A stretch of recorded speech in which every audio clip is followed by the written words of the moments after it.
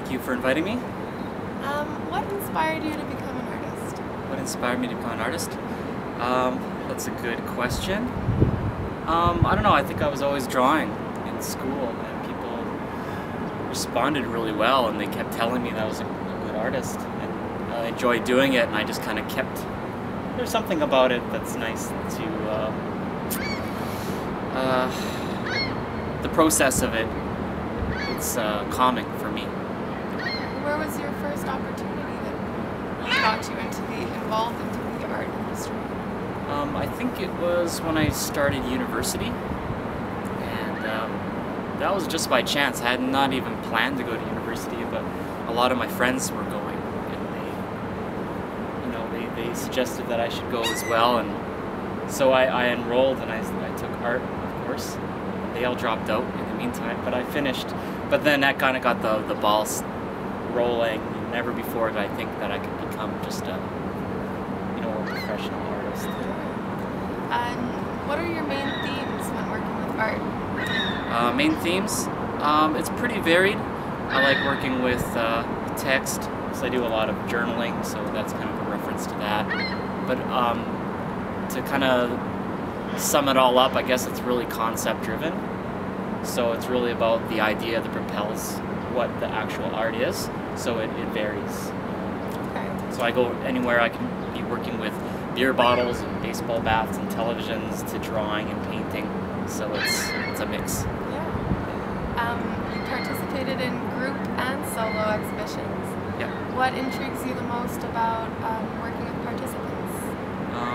I like that in an exhibition setting, it drives me to make art. And it's almost like being in a school setting, and that's what I missed about when I graduated, is that I lost that kind of that competition and that goal to create and having the time. So having an exhibition creates a deadline that gets me to actually do something. Because it's easy for me to think of ideas, but then to never do it. Yeah, it just kind of sits there on waiting. So that's why it's great to be showing at Visual Voice with Patten, because she gets me motivated to make more art, and her subjects or her exhibitions makes me think about other topics that I wouldn't necessarily come to on my own. So your celebrity series, you say that it helps you deal with your shyness. Yeah, exactly. The project was with a Palm Pilot, and it had a little simple note-taking program. And I was using it to, I would meet other artists and I'd ask them not just to sign it, but to make a drawing. And it was, so then my project was a series of collected drawings from the artists that I would meet in the community. And it had to conquer a little bit my shyness to approach people and talk with them. But still to this day, people remember me and the Palm Pilot and the drawing. So I think it's something special for me to be able to do. So you left a mark. Yeah, I left a mark a little bit. Eventually I stopped the project because I couldn't update the software anymore, and it's just kind of obsolete, and it just felt like it was a good ending point. Can you enlighten me on your native beading piece? Native beading, yes. So I was invited to do an artwork in a native art show. So I had this idea where I'd have a simple play on words. It started out as a simple play where native beading, and with little beads, and native beading as if in violence. So I took a baseball bat and I covered it in native beads, and it was all white, and except for the tip, and the tip was all done in red, but it doubled as the map of Canada. So it's all about bloodshed, but still there's that humor. So out of control, it begs the question, what is behind the canvas? Why raise the status of leisure to an uncomfortable crouch? And why would you waste all that paint on a perfectly good wall? Mm-hmm. So why do you think it's so hard for people to just understand what you're trying to do initially? Yeah. The art behind it. Yeah. Well, I like that there was questions raised, and for my work now, I'm trying to make it a little bit more open, so it's open to interpretation, and so I mean that project was really about this kind of raw emotion or something, like for me, and then it's like something like covering it up.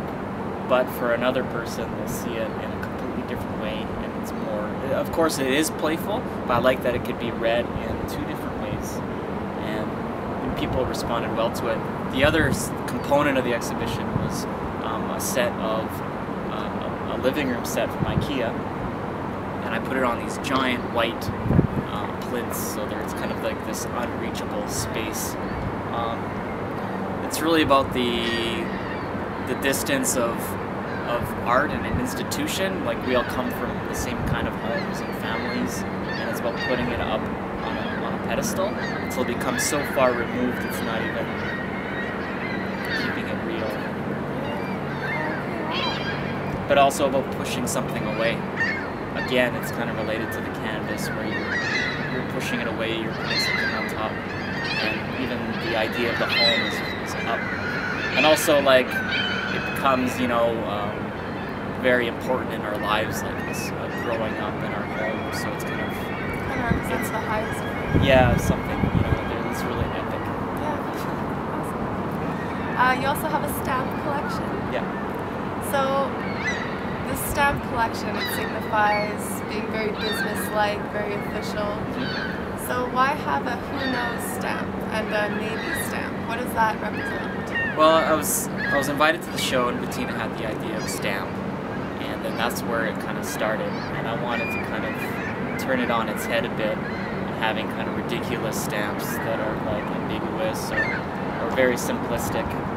Because I work in an office, I work in a gallery too, so that's really how that started. I just wanted to come up with the funniest, you know, stamps, like who knows, yes, no, and maybe. That was one of my favorites. Yes, the Lost and Found collection. You use a lot of puns for this collection. Yep. The universe doors. Yep. As soon as I saw that, I was wondering what was behind it. So what emotion are you looking to derive out of those universal doors?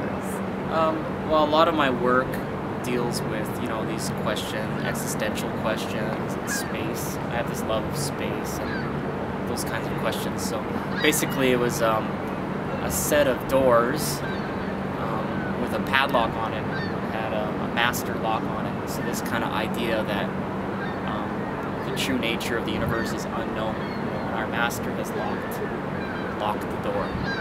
And, you know, I put these lights in the door to make it kind of like this other space, because the lights were in a door that were only a couple inches, so they're just kind of floating there in the space. So do you believe in an afterlife after this one? Is that what? No, not necessarily, but I just kind of have those questions about the nature of the universe. Like, it doesn't make sense, you know. There must be something more. Yeah, exactly. It's a forever expanding space. I mean, it has all these, like, it's really a weird concept, so it's just kind of touching on that a little. You also have a blank wall with letters scattered across the wall. Yeah. I was wondering, is there a message in those letters? Message? I think it was just confusion and this mess of information. I think it's just kind of speaking a bit of that disordered state. And, like, I don't know, I was just kind of like free thinking when I did the show, and I just had a couple of ideas, and I was just trying to like put together this body of work that kind of dealt with those kinds of issues, like a black hole and stuff, information. It goes along with the universe. Yeah. It's just the unknown. And the sign, I had an exit sign and added an S, and it says exist. And does it kind of go with the exit, the exist? What does that mean? Yeah, exactly. Yeah, it's part of that body of work, so it's really about an exit, existence, those kinds of questions. But again, a lot of it is humor. Yeah, you know? of course. And it's just fun, you know. So I'm not sure exactly how it all comes together, but it does. Like the last exhibition, in a word, at Visual Voice, we were invited to do a around a single word. So I found a television set from 1977, and it was the year of my birth. It was also a quasar television, so I put a black hole at the center, and at the center of the black hole I had written uncertainty. And that came from the idea of like waiting for the metro at Concordia or all the metro stations. All the flat screens have these giant black holes, like because the screens have come to their end. Yes, and it's really weird to me to see these black holes. And then it got me thinking about televisions, and I learned an interesting fact that the static that you see on analog televisions is a remnant from the Big Bang. All that distortion and all that kind of stuff is still like a visualization of all the energy that was dispersed at the original Big Bang. Mondrian's Garden. Yeah. You focused on an artist named Mondrian. Mm-hmm. I was wondering why you chose him to represent your work around. I really like minimalism, and I like the cleanliness of the line and hard edge. But I wanted to reference him, but kind of, again, turn it on its head a little bit. Like he rejected nature, and he never used the color green in his art. And everything was always horizontal and vertical, everything that he did. So of course my project was called Mondrian's Garden, and it had a vertical green line, you know, and then also it had a paint roll that looked like it had actively painted this line with, but of course it was an illusion because it was painter's tape. So it was kind of, again, like he would hate it. He would hate that artwork because it's using illusion, because all about abstractionists was like calling attention to that it's a painting, it's two-dimension, it's not three-dimension. So they're rejecting all that kind of notions of illusionism and art to make it 3D. So I just did it as a joke, but I liked it. It was kind of poetic. I felt like just the title worked for me. Yeah, it goes against exactly what he said. Yeah, exactly. Yeah. What advice would you give somebody collecting art? To buy what they love. Well, there's two types of collectors. People that buy for the investment, which is fine. But, I mean, if that investment doesn't pan out, I mean, you're stuck with this. You should buy something that you really believe in, that you love, so it doesn't matter about its value in that sense. Can I just ask you what kind of art you have around your house? I have a Jerome Fortin print. He's shown at the Museum of Contemporary Art. It's a printmaking. It's a print, and he's really known for making installations of like little paper, and like it's really laborious. And even the prints, most of the prints in the series are like folded papers, impressions of folded paper. But this one's a little bit special because it's like shredded paper. So it's kind of like he's known to have these kind of really OCD looking kind of artworks. So it's a little bit special. It's more messed up. Other paintings I have like friends that have given me their paintings. Even from the gallery where I work, some artists don't pick up their art after a big show, so then sometimes, in the case of the last artist, I just teased them and said, if you don't come pick up your art, I'm going to put it in the living room. And they said yes. So yes, as in go for it? As in go for it. So I have a couple works from painters. That's awesome. Do you have any exhibitions coming up? Like I said, the Frontenac is the one that's I'm preparing for now.